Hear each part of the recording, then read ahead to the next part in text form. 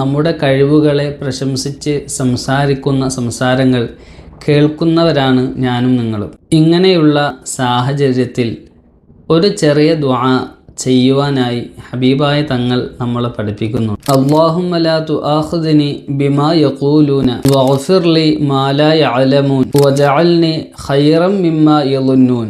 ഈ ദുആ പ്രശംസകൾ കേൾക്കുന്ന സമയത്ത് ചെയ്യുവാൻ ഹബീബായ തങ്ങൾ പഠിപ്പിക്കുന്നു. അല്ലാഹുവേ, അവർ പറഞ്ഞതിൻ്റെ പേരിൽ നാളെ എന്നെ നീ പിടികൂടരുത്. ചിലപ്പോൾ നമ്മൾ ചെയ്യാത്ത കാര്യമായിരിക്കാം പറയുന്നത്.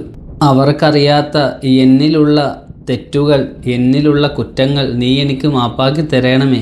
അവർ പറയുന്നതിനേക്കാൾ എന്നെ നീ കൂടുതൽ നന്മയുള്ളവൻ ആക്കേണമേ.